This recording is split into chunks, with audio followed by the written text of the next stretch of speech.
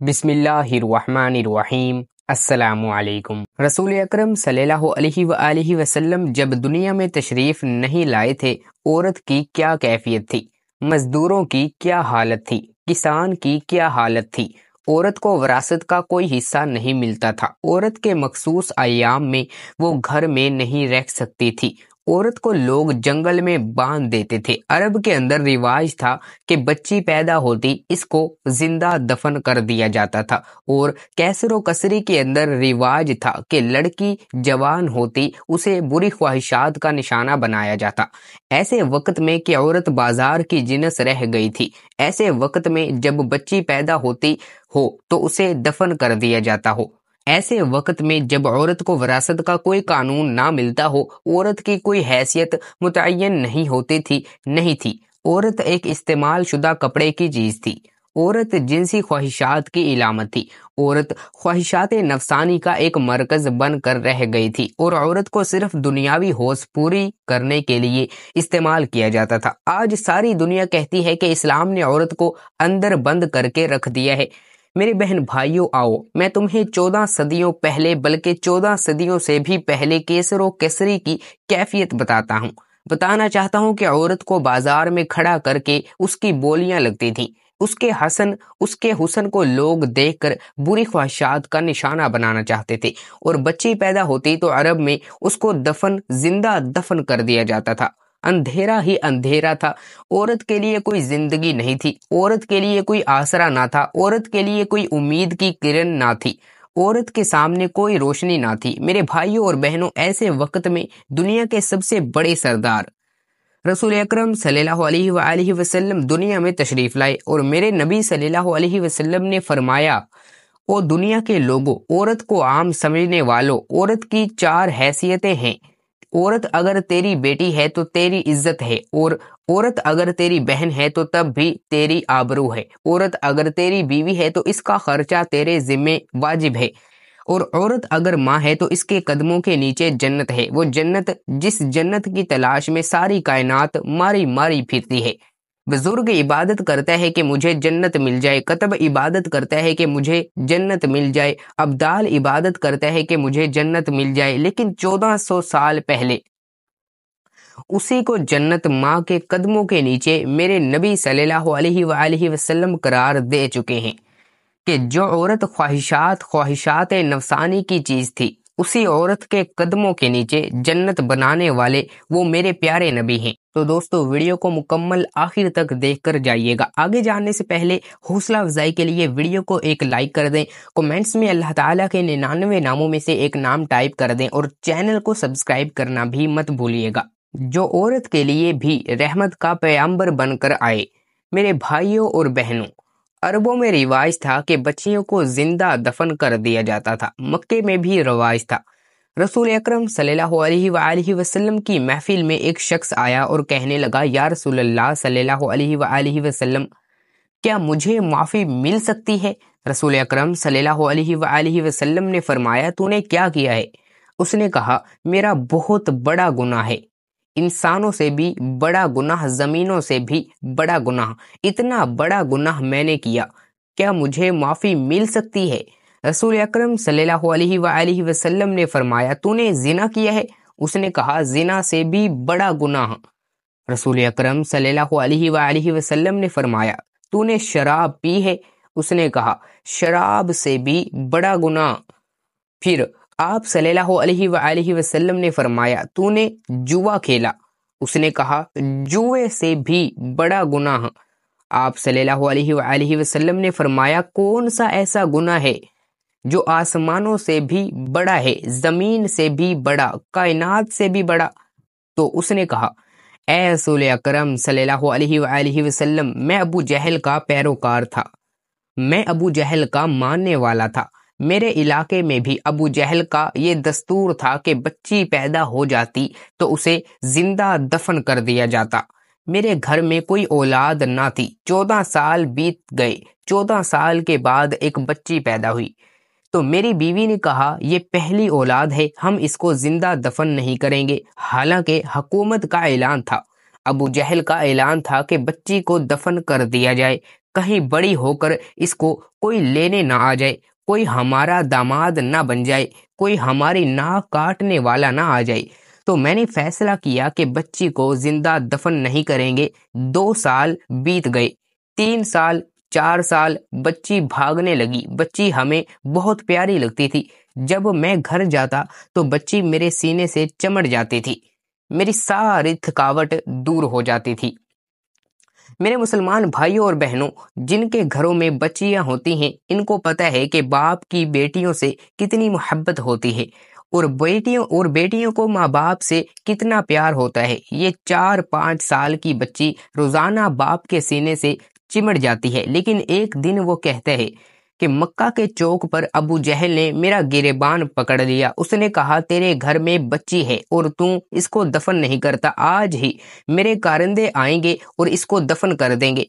میں نے وعدہ کر لیا کہ میری کل کو کہیں ناک نہ کٹ جائے۔ میں گھر آیا، میں نے نیت کر لی، ارادہ کر لیا کہ آج ہی بچی کو دفن کر ڈالوں گا، آج ہی اس کو تغیب کر دوں گا، آج میں اسے اپنی آنکھوں سے جدا کر دوں گا۔ میں نے فیصلہ کر لیا۔ میں نے اس کی ماں کو نہیں بتایا، صرف یہ کہا اس کو تیار کر دے، اس کو اس کے ماموں کے پاس لے جاؤں گا، اس کو وہاں چھوڑ آؤں گا، کہیں ابو جہل کے جلاد آ کر اس کو ذبح نہ کر ڈالے۔ اس کی ماں نے تیار کر دیا، اس کو دوپٹہ پہنایا، اس کے کپڑے بدلے، اس کو غسل کرا دیا، اس کی آنکھوں میں سرما لگایا۔ میں جب چلنے لگا تو اس کو میں نے اپنے ہاتھوں میں اٹھایا اور سینے پر رکھا، اٹھا کر لے جانے لگا۔ ایک دال جو دروازے کے پاس تھی وہ بھی میں نے اٹھائی۔ اس کی ماں کو پتہ نہ چلا، وہ سمجھتی رہی کہ میرے بھائی کے پاس یعنی اس کے ماموں کے پاس لے جا رہا ہے، لیکن کہتے ہیں میرے دل میں برائی تھی۔ میں بچی کو اٹھا کر جنگل میں لے گیا، پہاڑوں پر لے گیا۔ وہ بچی کہتی ہے ابا جان اس علاقے میں تو میرے ماموں کا گھر نہیں ہے۔ وہ پریشان ہو گئی، میں نے اس کے منہ پر تماچا مارا اور وہ خاموش ہو گئی۔ پہاڑ کے دامن میں نے اس کی قبر کھودنا شروع کر دی۔ میں قبر کھودتا تھا، وہ بچی کہتی تھی ابا جان کیا کرتے ہو؟ میں نے کہا خاموش ہو جاؤ، وہ خاموش ہو گئی۔ جب میں قبر کھود رہا تھا اس کو نہیں پتا تھا یہ گھڑا میرے لیے کھودا جا رہا ہے۔ اس بچی نے دوپٹہ میں مٹی ڈالی اور میرے ساتھ گھڑا کھودنے میں مددگار ہو گئی۔ تھوڑی دیر بعد اس کو اٹھا کر جب میں نے اس گھڑے میں رکھا تو وہ بچی رو پڑی اور رو کر کہنے لگی ابا جان اگر اسی طرح مجھے زندہ دفن کرنا تھا مجھے گھر میں بتا دیتے، میں اپنی ماں کو آخری سلام تو کر کے آ جاتی۔ جب یہاں تک کہ وہ پہنچا رسول اکرم صلی اللہ علیہ وآلہ وسلم کی آنکھوں سے آنسو نکل آئے۔ سارے صحابہ رو پڑے۔ کیوں روئے؟ میرے پیغمبر صلی اللہ علیہ وآلہ وسلم کیوں روئے؟ اس لیے کہ وما ارسلناک الا رحمت للعالمین، میرے پیغمبر صلی اللہ علیہ وآلہ وسلم پیغمبر رحمت تھے۔ پیارے نبی کی آنکھوں سے موتیوں کی طرح آنسو بہ رہے تھے۔ وہ آدمی کہتا جا رہا تھا اے رسول اکرم صلی اللہ علیہ وآلہ وسلم، اس بچی کو اٹھا کر جب میں گھڑے میں رکھنے لگا بچی رو پڑی۔ میں نے اس کی پکار کو نہیں دیکھا، میں اس کو رکھنے لگا تو بالآخر وہ بچی کہتی ہے ابا جان مجھے چھوڑ دے، میں ساری زندگی تیرے گھر نہیں آتی، میں ساری زندگی اس علاقے میں نہیں آتی، میں جنگلوں میں وقت گزار کر اپنا گزارا کر لوں گی۔ میرا جرم تو کوئی نہیں، میرا قصور تو کوئی نہیں، میں نے تیرے حکم کی بھی خلاف ورزی نہیں کی۔ وہ چیختی رہی، لیکن میرے دل میں ابو جہل کا ڈر تھا۔ میں نے بچی کو قبر میں ڈال دیا اور اس کے سینے پر ایک بھاری چٹان رکھ دی اور اس کی آواز ہمیشہ کے لیے بند ہو گئی۔ اے دنیا کے سردار صلی اللہ علیہ وآلہ وسلم، اے رحمت دو عالم صلی اللہ علیہ وآلہ وسلم، اے رسول اکرم صلی اللہ علیہ وآلہ وسلم، آج میں آپ کے دروازے پر آیا ہوں، کیا میرا یہ گناہ معاف ہو سکتا ہے؟ جس دن سے اس بچی کو میں نے گھڑے میں رکھا اس دن کے بعد روزانہ خواب میں وہ بچی مجھے ملتی ہے اور میرے سامنے کہتی ہے ابا جان قیامت کا دن ہوگا، اللہ کی عدالت ہوگی، میرا ہاتھ ہوگا، تیرا گریبان ہوگا اور میں کہوں گی بِأَيِّ ذَنْبِ قُتِلَتْ، اے اللہ کے نبی صلی اللہ علیہ وآلہ وسلم آج 40 دن ہو گئے مجھے نیند نہیں آتی، میں آپ کے دروازے پر آیا ہوں اس لیے کہ آپ رحمت دو عالم ہو، رحمت للعالمین ہو، اتنے بڑے گناہ کی مجھے معافی مل سکتی ہے؟ میرے بھائیو، میرے رسول اکرم صلی اللہ علیہ وآلہ وسلم اس کی باتیں سن کر رو رہے ہیں، صحابہ رو رہے ہیں۔ رسول اکرم صلی اللہ علیہ وآلہ وسلم کی آنکھوں سے موتیوں کی طرح آنسو جھڑ رہے ہیں۔ میرے رسول اکرم صلی اللہ علیہ وآلہ وسلم نے فرمایا، او نوجوان، تو نے بڑا ظلم کیا، تو نے عرش ہلا دیا، تو نے زمین ہلا دی، تو نے پہاڑ ہلا دیے، تجھے ترس نہیں آیا؟ جب وہ بچی روتی تھی تو نے ہاتھ کیوں نہیں روکا؟ جب تو نے اسے قبر میں اتارا وہ رو رہی تھی، تو نے ہاتھ کیوں نہیں روکا؟ جب تو نے اس کے سینے پر پتھر رکھا تجھے ترس نہیں آیا؟ وہ معصوم جان تڑپتی رہی، تو ظلم کرتا رہا، لیکن یاد رکھ میں رحمت للعالمین ہوں۔ اگر آج تو سچے دل سے توبہ کر کے میرا کلمہ پڑھے گا، میں اتنی بڑی رحمت لے کر آیا ہوں کہ وہ رحمت اس گناہ سے بہت بڑی ہے، اس زیادتی سے بہت بڑی ہے۔ اتنی بڑی رحمت لایا ہوں کہ تو سچے دل سے کلمہ پڑھے گا تو میں اس گناہ پر معافی کی چادر پھیر دوں گا۔ اور یاد رکھ آئندہ قیامت تک کے لیے میں اعلان کرتا ہوں کہ میری امت میں جو 2 بچوں کی تربیت کر کے جوان کر کے ان کی اچھی طرح شادیاں کرے گا، میں محمد صلی اللہ علیہ وآلہ وسلم اس کی جنت کا اعلان کرتا ہوں۔